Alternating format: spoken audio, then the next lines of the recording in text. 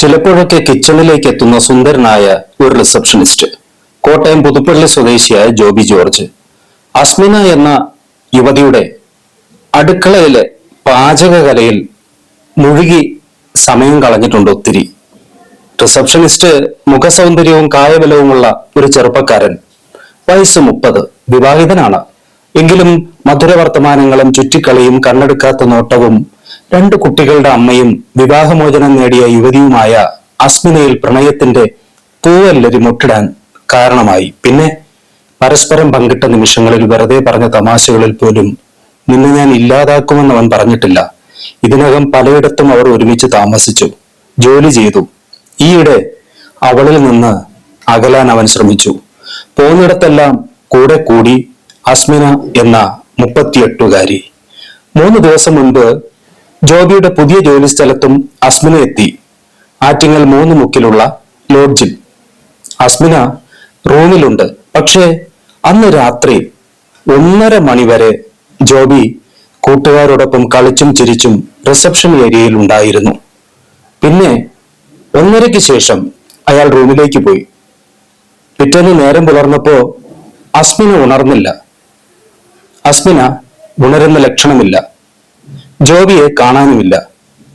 അന്വേഷിച്ച് റൂമിൽ ചെന്ന് നോക്കുമ്പോ ജനാലയിലൊക്കെ തെറിച്ചു കിടക്കുന്ന രക്തത്തിന്റെ പാടുകൾ കാണാം. സംശയിച്ചതിൽ കഴമ്പുണ്ട്. ആ ലോഡ്ജിലെ 202-ാം മുറിയിൽ ഇന്നലെ 1:30-ക്ക് ശേഷം 4 മണിക്കകത്ത് ഒരു കൊലപാതകം നടന്നിരിക്കുന്നു. കൊല്ലപ്പെട്ടത് അസ്മിന എന്ന 38-കാരി. ബിയർ കുപ്പി കൊണ്ട് തലയ്ക്കടിച്ചു കൊന്ന പോലെ കയ്യിലും വയറിലും ആഴത്തിൽ മുറിവേറ്റ പാടുകൾ. കട്ടിലിൽ മലർന്നു കിടക്കുന്നു ഡെഡ് ബോഡി. ലോഡ്ജിന്റെ ഉടമയെയും പോലീസിനെയും അറിയിച്ചത് ലോഡ്ജ് ജീവനക്കാർ തന്നെ. ആദ്യ പരിശോധനയിൽ ഇതൊരു ബ്രൂട്ടൽ മർഡർ എന്ന നിഗമനമായിരുന്നു പോലീസിന്. തുടർന്ന് ആൺ സുഹൃത്ത് ജോബിക്കായി തെരച്ചിൽ ആരംഭിച്ചു. CCTV-യിൽ വെളുപ്പിന് 4:15-ന് പുറത്തേക്ക് വേഗത്തിൽ കടന്നു പോകുന്ന ജോബിയുടെ വിഷ്വൽസ്. പിന്നെ ബസ് സ്റ്റേഷൻസ്, റെയിൽവേ സ്റ്റേഷൻസ് ഇവ കേന്ദ്രീകരിച്ചുള്ള അന്വേഷണങ്ങൾ. ഒടുവിൽ ജോബി കോഴിക്കോട് എത്തി എന്ന വിവരം കിട്ടി പോലീസിന്. ജോബിയെ നിഴൽ പോലെ പിന്തുടർന്ന് പോലീസ് പിടികൂടി. ജോബിയാണോ ഈ കൊലയ്ക്ക് പിന്നിൽ? പറയാറായിട്ടില്ല. അന്ന് ആ രാത്രിയിൽ ആറ്റിങ്ങലെ 3 മുക്കിലുള്ള ഈ ലോഡ്ജിന്റെ അവരുടെ മുറിയിലേക്ക് 3ാമത് ആരോ ഒരാൾ വന്നതായി പോലീസിന് സംശയമുണ്ട്. അത് വെറും സംശയമല്ല. കൊലപാതകത്തിലേക്ക് നയിച്ചത്, പ്രകോപനത്തിന് കാരണമായത് 3ാമനാണോ? എങ്കിൽ എന്തിന്?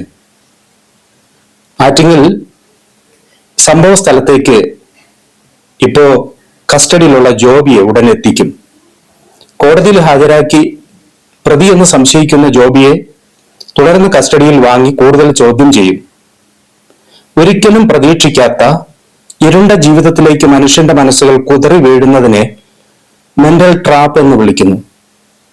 ഒരു പ്രത്യേക നിമിഷത്തിന്റെ പ്രേരണയിൽ ഒരു കുറ്റം ചെയ്യത്തക്കവണ്ണം ആളിനെ സജ്ജമാക്കുന്ന ക്രിമിനൽ വൈകൃതം. കാരണം മിക്കപ്പോഴും ഉപയോഗിക്കുന്ന ലഹരിയാവാം. ലഹരി ഉപയോഗിക്കാത്തവർ അതിന്റെ പരിണിത ഫലത്തെക്കുറിച്ചുള്ള ഭയം കൊണ്ട് ഇത്തരം കുറ്റകൃത്യങ്ങൾ ചെയ്യില്ല. ലഹരിക്ക് അടിമയായ ഒരാളിൽ ആ ഭയം ഉണ്ടാവില്ല. എന്തായാലും അന്വേഷണം പുരോഗമിക്കുന്നു. അറിയില്ല എന്തെന്ന്. വസ്തുതകൾ പോലീസ് അന്വേഷിച്ച് കണ്ടെത്തട്ടെ. മാനുഷിക ബന്ധങ്ങളിൽ ആണായാലും പെണ്ണായാലും ഇത്തരം ദുരന്തങ്ങൾ വന്നു ചേരാതിരിക്കട്ടെ എന്ന് നമുക്ക് ആഗ്രഹിക്കാം.